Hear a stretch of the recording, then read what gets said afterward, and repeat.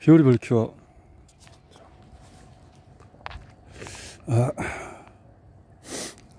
아이작스는 바이러스를 방해할 수 있는 무엇인가 액체 속에서 생성되었을지도 모른다고 말했지만은 두 과학자 모두 액체 속에서 일어난 일이 그다지 흥미를 끌만한 게 아닐지도 모른다는 점 역시 알고 있었다. 가령 액체가 산성으로 변해서 바이러스를 막은 것일까? 아니면 바이러스가 양분을 다 고갈시켜서 두 번째 감염이 중단된 것일까? 후속 실험으로 무엇을 해야 할지 갈팡질팡하는 상황에서 린덴만은 2차 감염을 방해하는 원인이 무엇이든 간에 이름부터 붙이기로 결정했다. 그것의 이름은 인터페론이었다.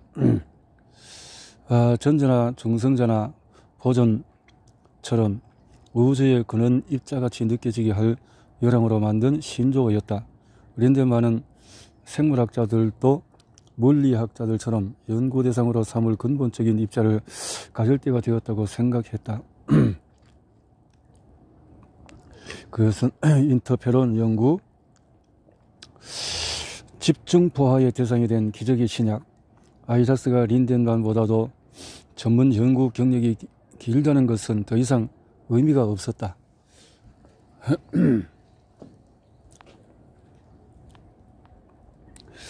지도에 그려져 있지 않은 미다보 영토에서는 누구나 초심자에 불과하다.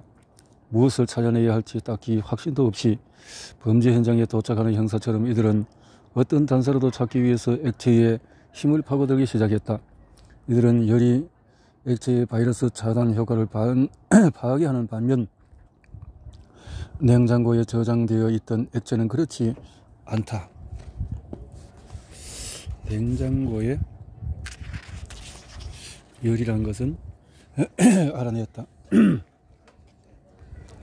이러한 결과들은 액체의 수소 이온 농도가 중요하지 않다는 것, 열에도 영향을 받지 않는다는 것, 그러나 무언가 열에 민감한 요인이 차단 효과의 인자라는 것을 암시했다. 이들은 원심 분리도 테스트해 보았으나 아무런 효과가 없었다.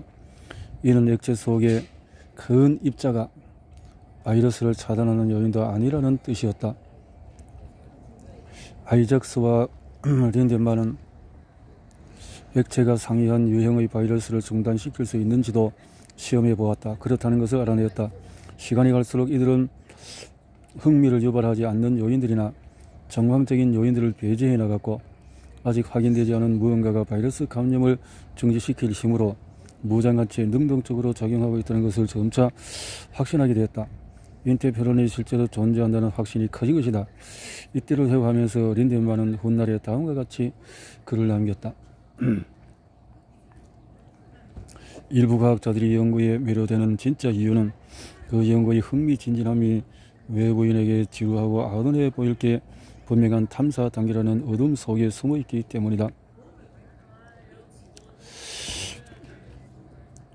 과학은 그 힘든 소명에 응할 만큼 대담하거나 천진난만한 이들의 몫이라는 진실을 은밀히 즐기는 과학의 기쁨을 누구나 누릴 수 있는 것은 아니지 않겠는가? 1957년 2월 말경 두 사람은 바이러스 복제를 방해할 수 있는 새로운 요인, 세포에서 유발되고 바이러스가 유도한 새로운 요인이 존재한다는 자신들의 주장을 온전히 기록해도 되겠다는 확신이 들 만큼 충분한 증거를 축적했다고 생각하기에 이르렀다.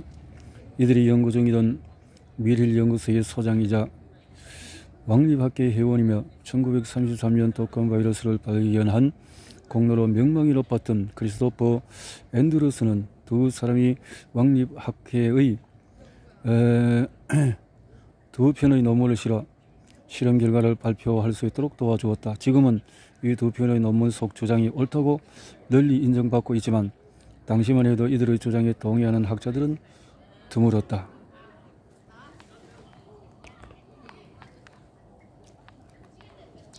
(1957년 6월) 린덴만이 스위스의 과학학회에서 처음으로 인터페론을 발표하고 난 후 난관이 시작되었다.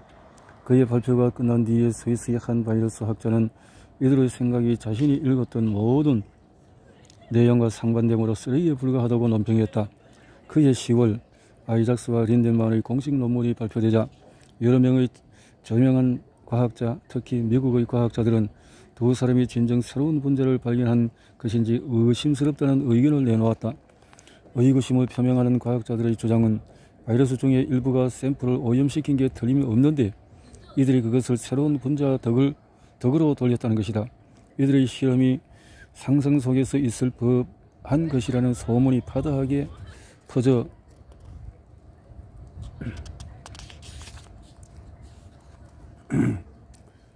나가고 인터페론은 미스인터프린 혹은 이메지논 같은 조롱 섞인 이름으로 불리었다.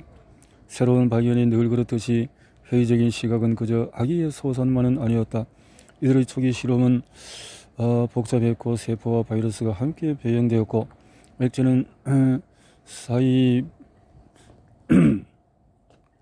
편으로 뽑아낸 다음에 재사용했다. 따라서 그 과정에서 정확히 무엇이 감염증 중단 요인을 발생시킨 것인지에 대한 논란의 가능성은 상존했다. 그뿐 아니라 이들 실험의 복잡성은 다른 과학자들이 똑같은 결과를 산출하기가 극히 어렵다는 뜻이기도 했다. 과학자라면 누구나 자신의 실험이 다른 과학자들에게 신뢰받지 못할까봐 두려워한다.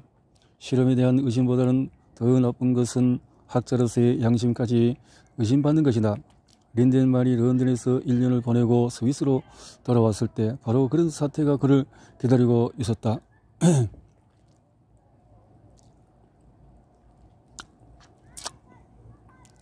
그의 학자적인 양심이 집중 포화의 대상이 된 것이다. 그의 전 상관이었던 헤르만 무서는 린덴만이 아이작스와 함께 쓴 인터페론 관련 논문이 자신의 공을 무시했기에 이를 인정하는 조치를 취해야 한다고 생각했다. 이들의 인터페론 연구가 1955년 아이작스와의 연구가 시작되기 전 무스의 실험실에서 린덴만이 실행했던 미발표 실험을 기반으로 구축된 것이라는 이유에서였다. 무스는 발진티푸스 박테리아 관련 연구로 크게 존경을 받는 과학자였기 때문에 그의 비난은 린덴만의 경력에는 재앙이나 다름이 없었다. 결국 린덴만은 스위스를 떠나야 했다. 그는 2년은 베른에서 3년은 플로리다에서 보내는 등 여러 일자리를 전전하다 결국 취리히로 돌아갔다. 무스가 은퇴한 후였다. 무스는 죽을 때까지 자신이 인터페론의 공동 발견자이며 자신의 공을 인정하지 않는 것은 부당한 처사라고 믿었다. 사실 많은 연구소가 이미 인터페론을 산출한 실험을 수행했다. 살아있는 바이러스와 세포를 다루는 거의 모든 실험도 예외는 아니었다. 그러나 이 연구소들은 자신들이 산출해낸 것이 무엇인지 제대로 인식하지 못했다.